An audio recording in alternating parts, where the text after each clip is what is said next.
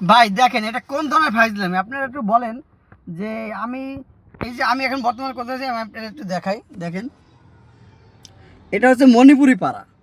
তো আমি আমার গাড়িতে তেল শেষ হয়ে গেছে, আমি অকটেন নিব। এই অকটেনের সিরিয়াল আর এই মণিপুরি পাড়া এই যে সংসদ ভবনের যেই মণিপুরি পাড়া সেই সাইডে যে গেটটা, এই গেট পর্যন্ত সিরিয়াল চলে আসছে। আমি তেল নিব আসাদ গেট তালুকদার পাম্পে। তো এটাকে কখনো আমরা মানে কল্পনা করা যায় যে কত দূর সিরিয়াল আসছে। তো আমার পিছনে প্রায় আরও অনেকগুলো গাড়ি আছে সিরিয়ালে, প্রায় 8-10টা গাড়ি আছে আমার পিছনে। মানে মণিপুরের পাড়ার সাইডে যে সংসদ ভবনের গেট, এই গেট পর্যন্ত চলে আসছে। তো আমরা কোন দেশে আজকে বসবাস করতে, আসলে কি মানে দেশে হচ্ছেটা কি আসলে। এর মধ্যে আমি গতকালকে একটা নিউজ পাইছি আমাদের তেলে নাকি, আমাদের দেশে নাকি 8 দিনের তেল মজুত আছে, তারপর নাকি আর তেল থাকবে না। তো তেল না থাকলে দেশ চলবে কীভাবে? আসলে আমার কথা হচ্ছে ভাই, আপনার দেশে মানে দেশ নিয়ন্ত্রণ করতে পারছেন না, দেশ চালাইতে পারতেছেন না, আপনি এখানে আসেন কেন? এরকম মানে এরকম তো আগে কখনো আমরা এরকম মানে সমস্যার সম্মুখীন হই নাই, আর এরকম ঝামেলায় পড়ি নাই।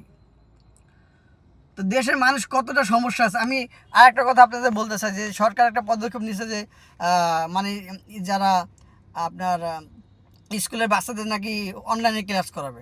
তো অনলাইনে ক্লাস করলে মানে বিদ্যুতের মানে ঘাটতি পূরণ করার জন্য অনলাইনে বাচ্চাদের ক্লাস করাবে। তো বাচ্চাদের অনলাইনে ক্লাস করালে কি আপনার বিদ্যুতের ঘাটতি কি পূরণ হবে? এখানে বিদ্যুতের ঘাটতি আরও বাড়বে। কেন বাড়বে? দেখেন একটা স্কুলে 50 জন ছাত্র আছে, যখন 50 জন ছাত্র একসাথে ক্লাস করবে, হ্যাঁ, তখন কিন্তু 50টা ফ্যান চলবে। আর এখানে স্কুলে ক্লাস করলে আপনার 3-4টা ফ্যানের মধ্যে 50 জন ছাত্র একসাথে ক্লাস করতে পারে। মানে সরকার আসলে যে পদক্ষেপগুলো নিতেছে, সম্পূর্ণ পদক্ষেপগুলো আসলে সবই অযৌক্তিক, মানে দেশের ক্ষতিকারক। যদি দেশে আপনার যদি বিদ্যুতের ঘাটতি পূরণ করতে হয়, তাহলে আপনার এই যে যেই অটো রিক্সাগুলো চলতেছে, দেখেন অটো রিক্সাগুলো চলতেছে, হ্যাঁ, সেই অটো রিক্সাগুলো আগে বন্ধ করেন। এই অনলাইনে ক্লাস করা বন্ধ করা, হ্যাঁ, ক্লাস অনলাইনে ক্লাস না করা বন্ধ করে আপনার অটো রিক্সাগুলো বন্ধ করেন, দেখবেন এমনি বিদ্যুতের ঘাটতি পূরণ হবে।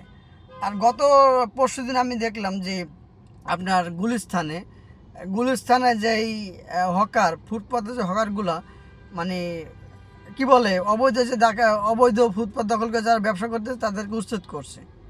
আসলে এটাও কিন্তু একটা সরকারের খেলা।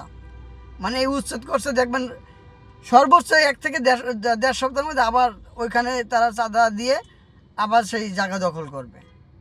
যাই হোক, আমরা দেশ চাই ভালোভাবে চলুক। আপনার সরকারের প্রতি আমার একটি অনুরোধ যে এই তেলের ঘাটতি